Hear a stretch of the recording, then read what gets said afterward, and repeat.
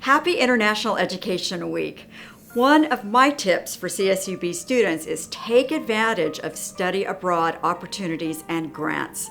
I had the opportunity to teach in Sweden at the University of Stockholm as a visiting professor in psychology, and I loved the beautiful city. It was surrounded by water and public art. I also loved going out to the islands called the Archipelago, and the people, so very sophisticated, and most speak English fluently. So I hope you'll put Stockholm on your bucket list. So here's to you, runners, and stay well and strong. Studying abroad may be one of the most enriching, rewarding, and educationally stimulating experiences for college students.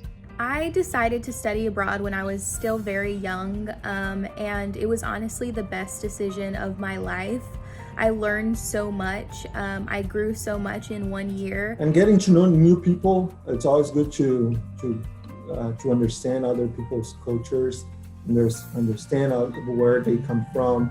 So it enriches you so much when you get to experience like living with people from different backgrounds. You have these wonderful opportunities for engaging in a completely different way as a student or as a teacher that just are not possible as a tourist. And so if you really want to get to know a place and have the kind of once in a lifetime memories that really belonging to a place for a time gives you, that's the way to do it, I think. You're signing up for a personal education and education of personal growth, where it's a lot about socialization. It's a lot about meeting people from different cultures.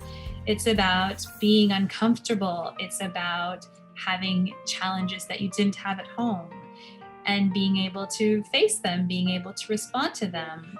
You discover, who you are as a person and what you like and don't like. And for a lot of people, especially for me, it was the first time that I was able to, be on my own without like my parents telling me what to do or, being influenced by, people's opinions or anything like that. Being immersed in the culture and learning how the people live, whether it's the Philippines or anywhere else that you decide to study.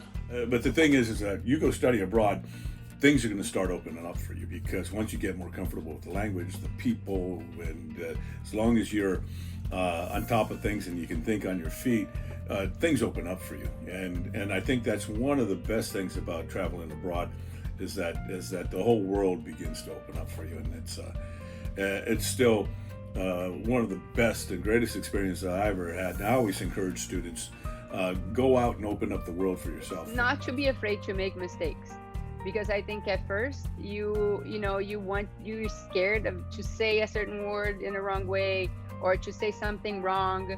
Honestly, making those mistakes is how you learn. I tell my students all the time, there's no language textbook that can prepare you for the crazy things that will happen to you. But those are the best things that can happen to you, because when something stressful happens in your own culture, you have your own cultural understandings to fall back on that help you work your way through that problem. But when you're in a different culture, all those crutches are gone, and it's just you. So I think it's the best way to find out what you're really made of. If you're going somewhere new and you don't know the language, the very most important thing you can learn is how to say thank you. No matter how carefully you plan in advance, there will be a time when you are lost on the street or in a subway station or at a store and everything just seems hopeless. Someone will come up to you and help you, and you will want to thank them. Learn to say it, and learn to say it loud enough to make sure they hear you. This effort on your part will make both of you feel much better. Thanks. Enjoy your travels.